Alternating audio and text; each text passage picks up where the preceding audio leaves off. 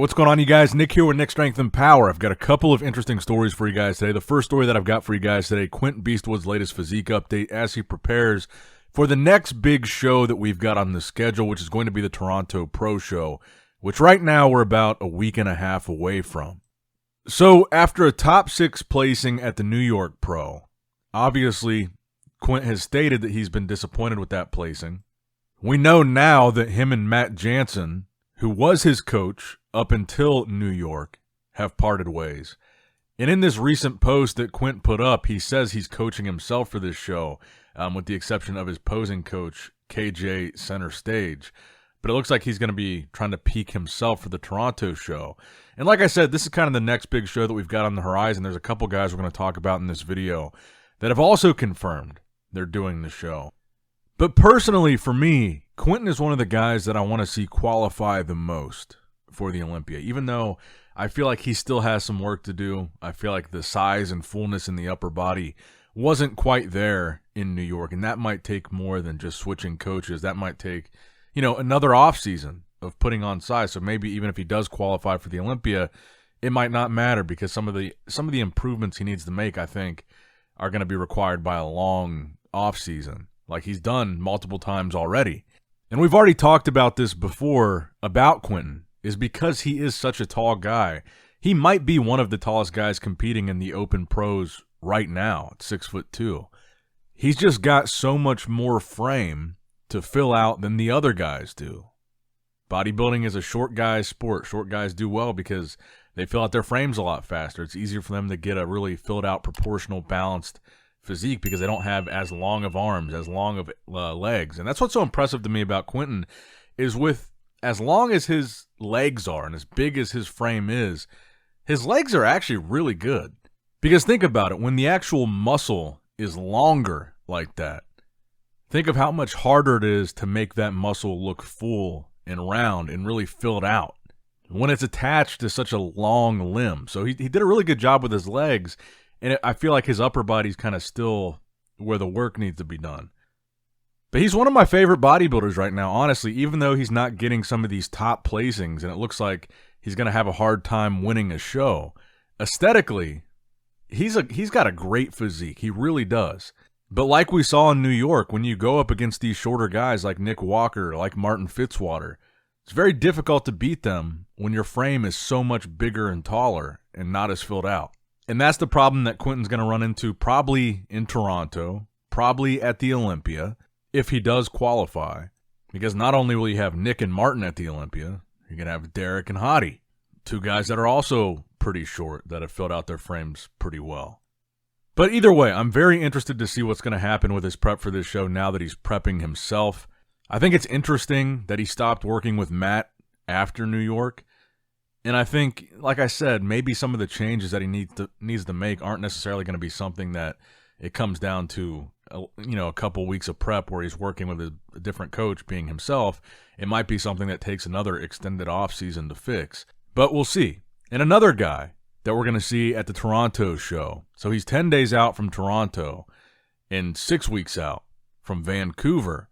And that would be Hassan Mostafa, probably one of the most densely muscled guys in the IFBB right now. Kind of the opposite, really, of Quint Beastwood in the sense that I feel like when it comes to putting as much muscle as you can possibly put on a frame, Hassan is one of those guys that has really just loaded and stacked his frame with muscle to the point where it's really not that aesthetic. He kind of has a boxier look. His midsection has certainly suffered from it, and that takes away from his flow. But when it comes to filling out your physique about as much as you possibly can, Hassan is really that guy. Like with Quinton, you can look at parts of his physique and say he needs to be a little bit thicker, a little bit more, put some muscle on here or there. You look at Hassan, and it's like, where can this guy fit some more muscle? He really can't. It's really a conditioning thing for Hassan at this point. And I think that's what a lot of people were questioning about this update. It's not the most conditioned-looking update for a guy that's a week and a half out. Maybe he's really more focused on Vancouver as far as coming in peeled because he's got 6 weeks.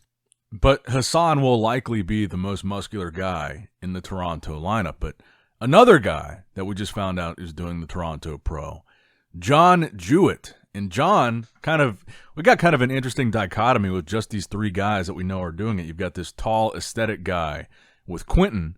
You've got this ultra-muscular guy with Hassan, but also struggles with conditioning. Then you've got the guy that's known for conditioning, Jon Jewitt, who looks like he's been ready to walk on a stage and compete for like the past 6 weeks. I believe he was originally just going to do Vancouver, but now he's also jumping into Toronto. And certainly from the updates that I've seen, in this update in particular, he looks like he's in fantastic shape. So you've got three guys with very different strengths already, and I'm sure we're going to see a lot more names in this lineup than just these three. These are just three of the bigger ones. But it certainly looks like the way this lineup is shaping out so far, with these guys being the biggest guys that I know are doing it, it looks like we are going to get a new name added to the Olympia qualified competitor list for 2024, which will be exciting. Personally, of these three, the guy that I really want to see nail it the most is Quinton.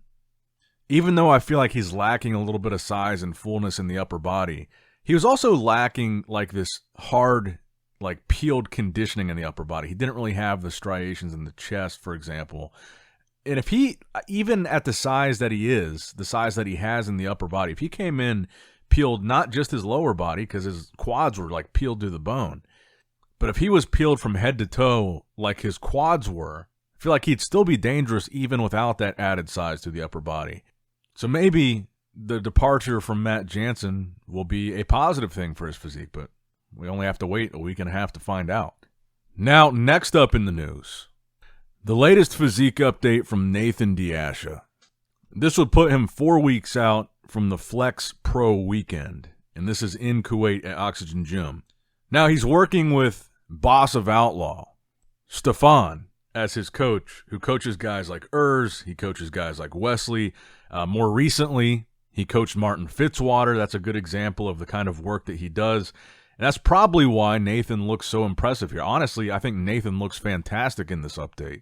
And Stefan has really had quite the breakout year as far as his coaching ability is concerned. He's really had some really good examples of his success. And I think with Nathan, it's going to be interesting because obviously the Flex Pro weekend is one of those European shows, and it still seems to be proven that Nathan isn't able to come to the United States and compete. So even if he can win a show, which I think he likely will because he looks fantastic. Nathan is a good bodybuilder. There's no denying that. But I think the real question is whether or not Nathan will ever be able to come back to the States to do the Olympia because of his legal issues, because of his visa issues.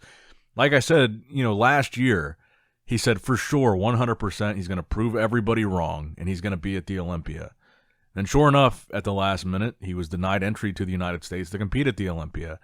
So I feel like every year Nathan could win a show and qualify, but every year he's not able to get to the Olympia. So what does it really mean as far as kind of shaking up the bodybuilding world? Because the way I kind of look at it is a lot of these pro shows, well, now they're getting a boost, but, up until this year, they've gotten a prize money boost. But they're like $10,000 shows, $15,000 shows if you win the show, which is good money, but it's just once a year. So if people win one show a year, $10,000, $15,000, $20,000, it's not that great. The real purpose of these shows is qualifying for the Olympia. That's really the ultimate purpose of winning a show. While yes, it's not easy to win a pro show, the money is good for, that one time that you win, but the ultimate goal is really to get to the Olympia, improve, and compete with the best of the world. You want to prove that you can stand with the best bodybuilders in the world. You want to prove that you are one of them. And Nathan hasn't been able to compete there in over half a decade, despite the fact that he's qualified multiple times over the course of that half a decade. So again, while yes, I think Nathan looks fantastic here, I think he will likely win a show. If not this one, probably another one. I think he likely will qualify for the Olympia. But it's just kind of a sad story because I don't think we're going to see him back on that Olympia stage. And I think he belongs on that stage. I think he belongs with the best in the world. I think he'd probably be top 10. But let me know what you guys think in the comments down below. Now, the final story that I have for you guys today, I already made and posted a short about this a couple days ago. But I find it so interesting that I wanted to talk about it again in one of my longer videos. The Jeff Seid thing. So Jeff Seid, he was a men's physique pro. I believe he was the youngest pro to ever earn a pro card when he did earn his IFBB pro card in men's physique. But this past weekend, he competed in a different federation as an amateur. And not only that, but the federation is a natural drug-tested federation, the INBA. Now, perhaps he did this for charity because this was called the Diana Kakos Pro-Am International Battle Against Cancer. And the tagline is, support the warriors, admire the survivors, honor the taken. So it was kind of like a charitable type of competition. But it was drug-tested. It was the INBA. Jeff did take a drug test and competed as an amateur natural men's physique competitor. And this is interesting for so many reasons. I think one of the reasons is that, yes, he won, but it was close. He actually didn't win easily. He almost lost an amateur drug-tested men's physique competition from what I heard from the people that were actually there. And again, he competed as an amateur, so he wasn't going to get any prize money for winning this show. But also the fact that part of being an IFBB pro, one of the rules is you're not allowed to compete in any rival federations, or essentially you're giving up your pro card if you do. And not only that, but Jeff competed as an amateur. So I just find this really fascinating that this really signifies that Jeff is done competing in the IFBB because he went from IFBB pro to competing as an amateur, where he did look significantly downsized from how he looked as a pro. And he is apparently natural now. I think it's pretty safe to say he wasn't before.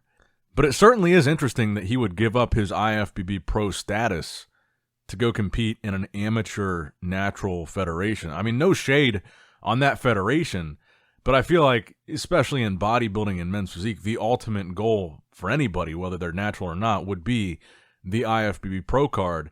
And Jeff reached that goal and then went backwards. It's interesting. I wonder what his motivation would be for that. And I love natural bodybuilding, but I'm sure even a lot of natural bodybuilders would say, even if they're pros in these other organizations, I think a lot of them probably would have the goal, if they could earn an IFBB pro card naturally competing against guys that weren't. I think that's still probably the highest achievement that a natural bodybuilder could have, would be turning pro without taking anything.